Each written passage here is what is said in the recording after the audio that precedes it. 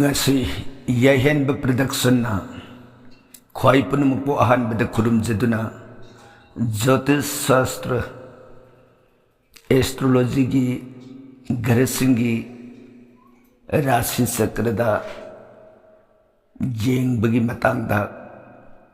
karigumba akoi khwai punamak mitnakong oiminaba yananaba mawongda posa simatang thamjari rashi chakrada garasingna aina pukiba matamda leikibagi matungina aingonda pirakpa pholsing amadi aingonda kari kari garhana aspect piribage haibagi maramda aikoi punna khangminaba yananaba utsariba chart asi ahanbada yengminase planetary aspect chart asida utsaribasi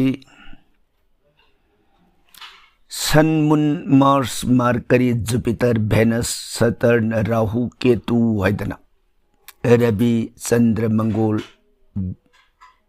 Buddha, Brihaspati, Shukra, Shani, Rahu, Ketu, Lairibasigi, Nakanda, Thamjariba numbering asi, Habidi 1, 2, 3, 4, 5, 6, 7, 8, 9, 10, 11, 12, Powder Lairibasi, Masibuna, Rashi Chakrani, Haina,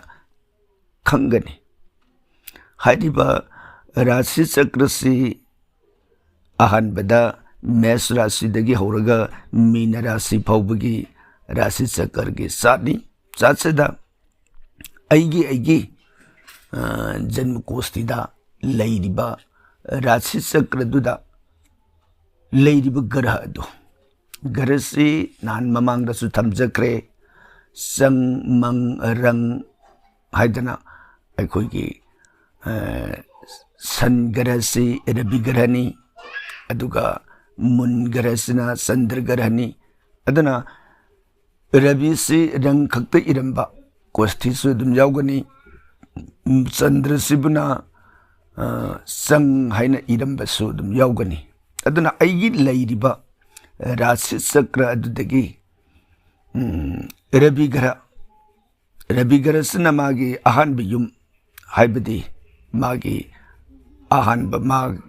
Rabi na leijeriba yummado madaida Rabi sina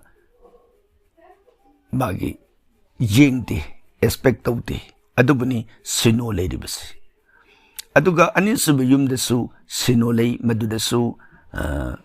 Rabi garasina yengde haibaduni sino udlibasi aduga ahumsuba yummadudana Rabi si 15 degree da yenga aduga number 4 mari suba yum masidana 45 degree da yenga aduga manga suba yum dana 30 degree da taruk suba yum da amuk yengdre tare suba yum da 60 degree da yengi 60 degree da yeng basna khwaidagi kanba changda yengba adubani hantabasingna hanthantaba changda dum yenge sumoidana tare suba yum da nipan suba yum da mapan suba yum da Tara subada, taramatoi, tarani toisida, Sun mapasida, magi, paring house number duda, yummaduda, yeng bagi sart adubuni, utsaribasi. Matosumna Sandragi, Mungi, paring the Sumuk number 1, Masa Mun Rasina, Lady Bamapamadu the Yengdre, Anisubiyum the Suyengdre, Ahum Subiyum the 15 degree yangba. Mari subayum da 45, mga subayum da 30 degree, taruk subayum da na mu yeng daba, tadi subayum da na 60 degree da yeng ba. Aduga nipan subay da 45, sumoy da na Rashi singda. Ay bati aigi layri ba, garha singdo na Rashi singda. Ahan ba Rashi da anis suba, ahum suba singda yeng bagi sart adubuni, sida akoy na planetary aspect chart haidana thamjaribasi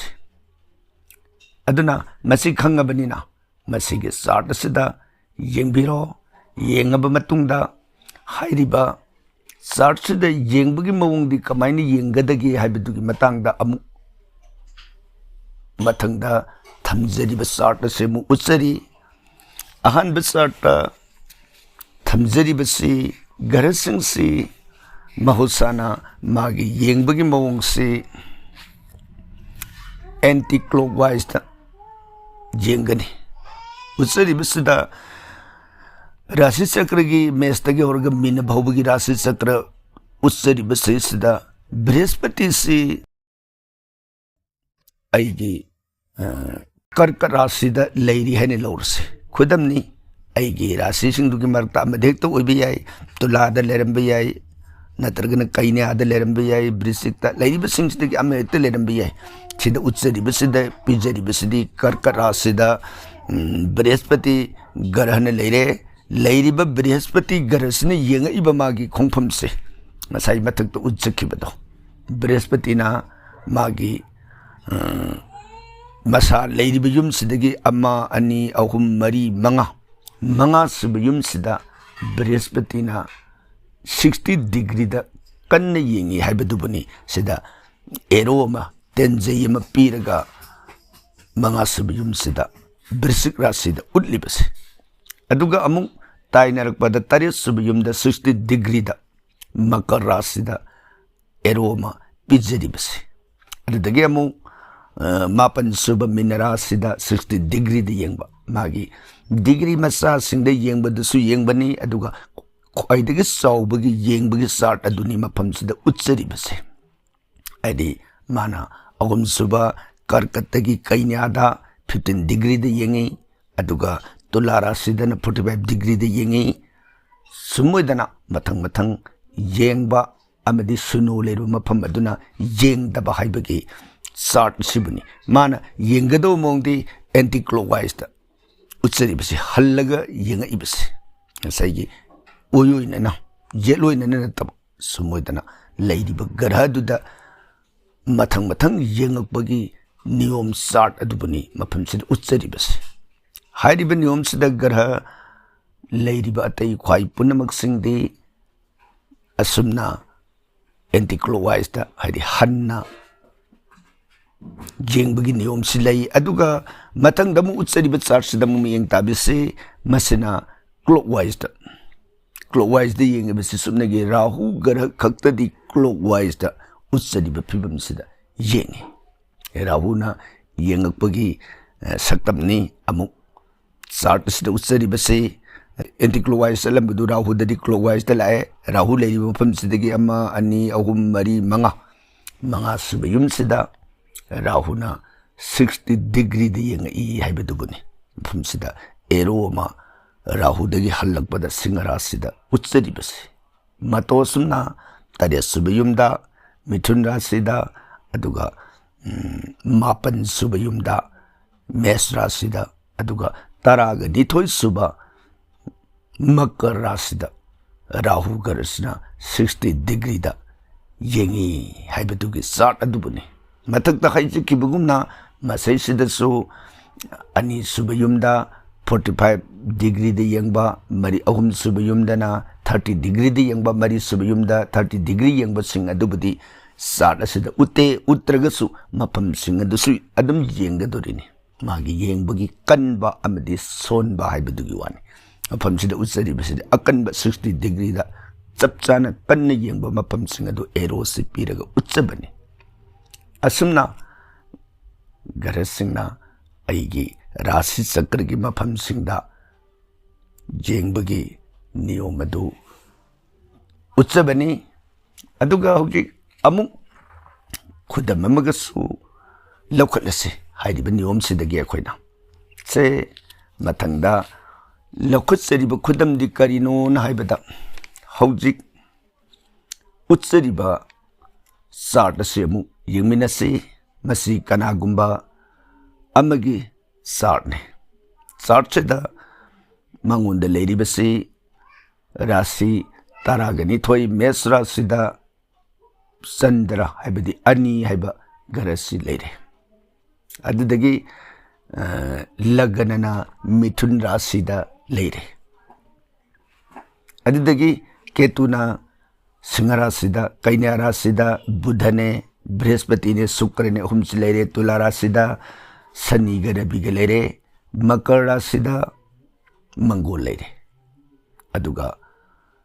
Kumbha Rasi da Rahu ग्रह सुमोदना लेरमीब chart मसिदा आइगे कुथिदा मियेंग तामिनरसे खुदम सिदा हाइबदि हौजिक लेरिब फिबम सिदा हाइरिबा मी असिगी मागी कुचु कुमेन कमाइने तौगदगी हाइबसे मसिगी मतंगदनी थमजरकदौरिबसे हाइरिबा chart असना उतलिबसिदा पोइबा मी असि मागी कुचु कमाइ तौनी से यंगनी मागी लगन से मिथुन लगन ओइरे मिथुन लगन सिदा करिगुंब ग्रह हमत लेरमद्रे मांगोंद ग्रह लेरमगदी लेरिब ग्रह अदुदगिसु फूल पीगनी हौजिक्ति मिथुन लगन सिदा मागी करिगुंब ग्रह में लेत्रबनिना हाइरिबा मिथुन लगन सिदा करी करी ग्रहन मांगोंदा अकनबा रे हाइबदी मागी एस्पेक्ट सी तौबगे हाइबसे अकोइना येंगबा मतमदा अहानबदा मागी मिथुन लगन सिदा राहुना कुंभरा सिदा लेरिबा राहु सिना येंगइबा मफम से मापन सुब युमदने मासाई मतक उत्सकी चार्ट कोइना कंक्रे राहुना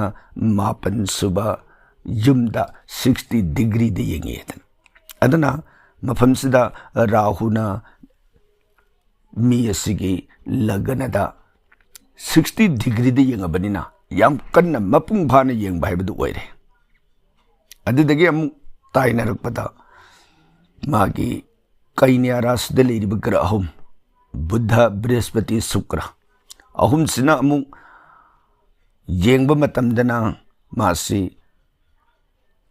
10 सुब युमदा महागसी 60 डिग्री दा अहुमक्सी चप मानन जेंगे अतई ग्रह सिंह दी येंगद्रे अदना मरम ओइदना मांगोंदा हौजिक लगना मिथुन लगना सिदा पोइब मी असिगी मांगोंदा ग्रह सिंह सिना येंगा इबसी राहु ने बुध ने बृहस्पति ने शुक्र ने ग्रह मरी सिना सब चाना 60 डिग्री दा येंगबना मरम ओइदना पोइब मी असिगी मागी कुसुसी कमाइन तौगदगे हाइबदु नैनरसे अहानबदा राहुना येंगब मीदो सोइदना कुसु मुगनी मरमदुना राहुना मापनदा 60 डिग्री दे येंगबगी पोलोइना मासे कुसु मु हाइना फोन से पीरे मतंगदा मु बुद्धना येंगबगी फोरना बुद्धना मागी 10 सुब युमदा 60 डिग्री दे येंगबगी महिना अमुक हाइ मीसी मसु संबानगने हाइरी बसदा सब मानना Brihaspati सिनसु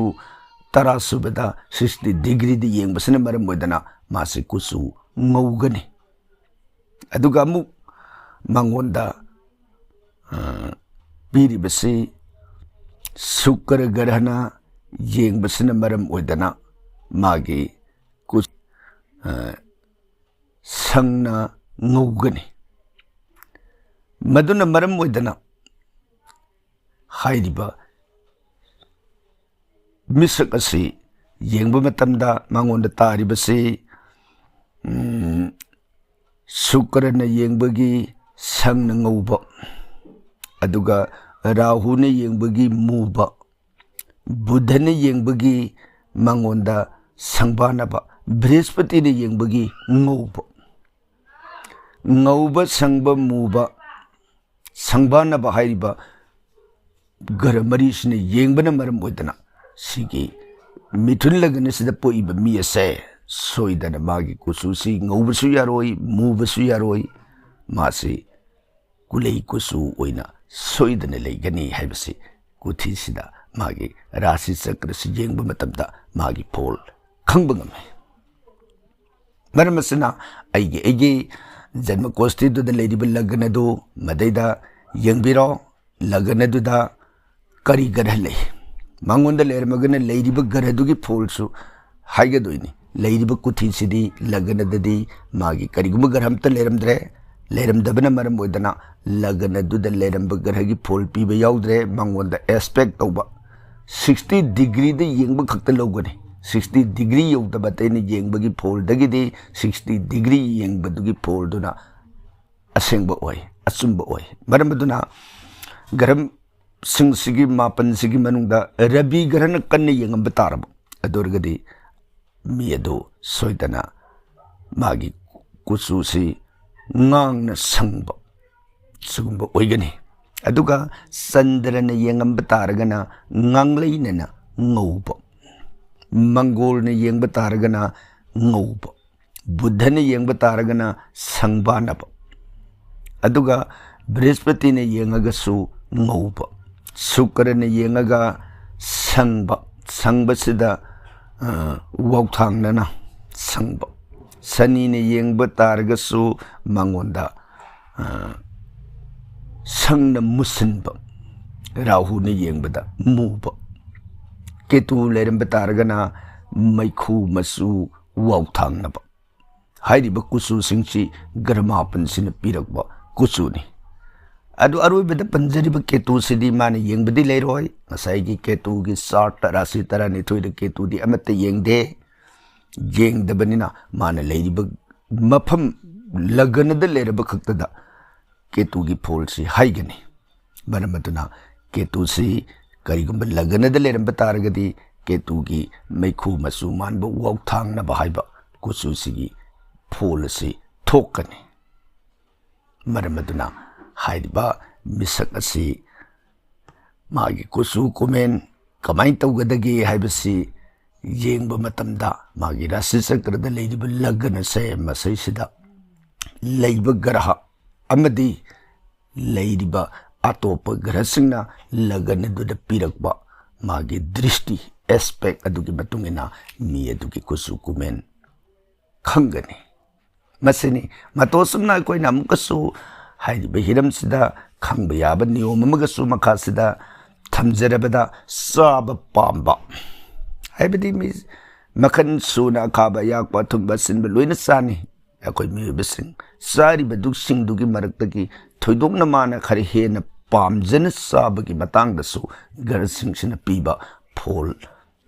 amukasu mathang sida thamjaramge aduna madugi phol yengbasidi Laganadagi anisuba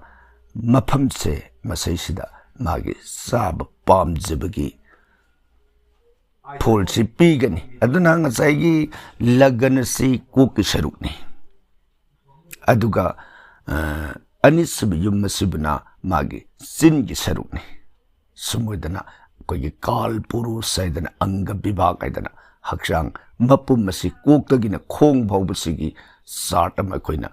Rasi sakra sidagi yengani yengnari hairiba yengiba niyoma sida mi duna pomiba lagana do adugi rasi duna magi koki saru aduga anisuba mapamjina singi saru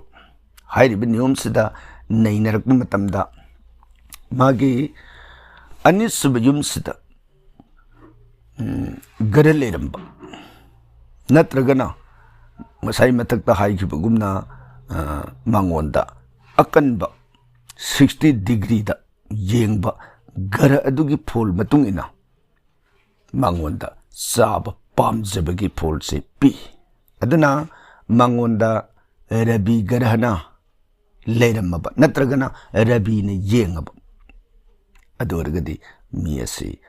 asaba morok na singba saba hainagani pamgani aduga sandra leramba targana ayakba thumna singba saba khari hena pamgani mangol leramba targana akhaba saba hainagani buddha lerambgana yansinaba pot mixer saba hainagani aduga brihaspati leragana athumba sukra leragana asinba sani leragana akhaba mahi aduga rahu ketu leramba taragana rahu natraga ketu leramba taragana mado mayai kaba sinjak saba soidana pamgani aduna maram oidana ekoina garasida ani suba igi laganagi hek tainaba yum haibdi yeloi nana taba oyoi nana anti clockwise ta ani suba yum si ahanbada yum madu kanano masang khangbirani khangiba yum maduda leiriba ग्रहसिंगसिना करम ग्रहना मंगोंदा येंगइबगे हाइबसी येंगबिरगा ngasai mathak ke start adudagi 60 degree da jengba do magi folit matungina mi mahak asigi mana saba haina gadabadu utsabani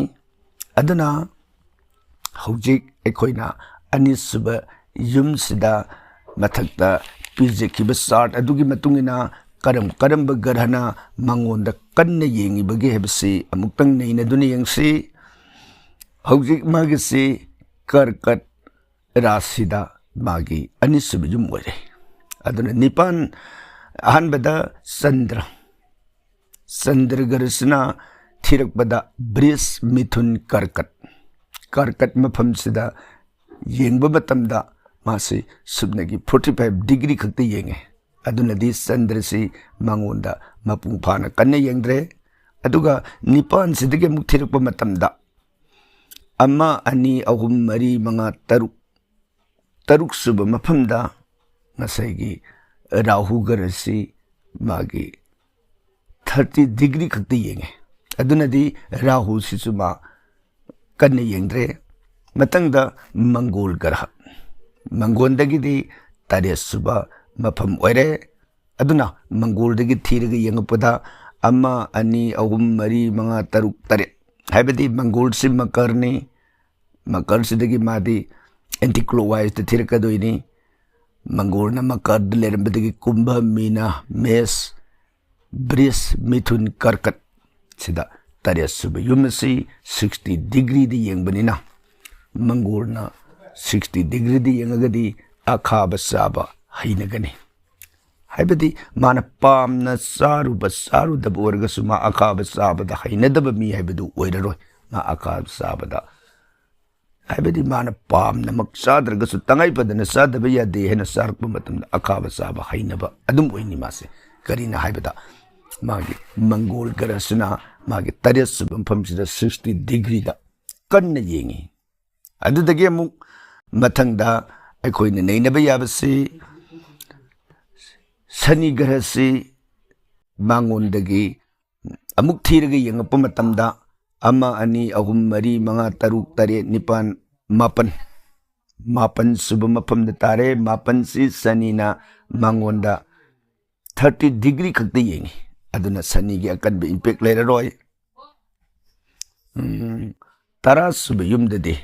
sanina tara suba yumdani leidibasi ama ani ahum mari manga taruk tare nipan mapan tara sanina tara suba yumda 60 degree di yengabanina sanina yengbagi pona madursu akhaba mahi manai saba thakba hainagani aduna matangda mu rabi su taradani rabi taradadi 15 degree khakte yengi rabi gi poti mangonda mu pidre aduga muk tainarakpada mathang buddha brihaspati sukrasu taramathoi suba famdi gara amattana rasi du de yengdre mapan su amatta yengdrabanina mangonda mapung oina hauji yengaga leribase saniga mangolga ani sikaktana magi ani suba yumsida yengabanina ngasai mangolna yengbagi akhaba hainaba aduga sanina yengbagi akhaba mahi hainaba haibasina maram oidana hairiba misagasi akhaba sabada hainadaba haibadu leraroi ma akhaba sabada aduba hainagani haibase koina magi leiriba rasi chakrasi yengba matamda khangba ngam aduna akoina garasingsina piriba anisuba yumda polsida rabi leragadi mathakta su thamjakre asaba hainagani murong singba sandra leragana ayakba thubna singba mangol leragana akhaba buddha leragana yansinaba mixer brihaspati leragana athumba sukra leragana asinba sani leragana akhaba mahi rahu ketu leragana mayai kaba sinja khairiba singchigi polisi lei baramasina aikoina rasi chakrasi yengba matamda miduna sabada hainaba natraga hena pamjaba haibagi polit asi chakrasi yengaga aikoina khangba ngami मतौसुमना जन्मकोष्ठी की विचार से अखोइना तौगनी हाइबदु अखोइ पुन्ना खंगमिन्नबा याननबा मओंगदा असिगुम्बा तांकक असिमतंग ख्वाइ पुन्ना खंगमिन्नबा याननबा मओंगदा पुथोकसबनी ख्वाइ पुन्नमकपु थागतसरी।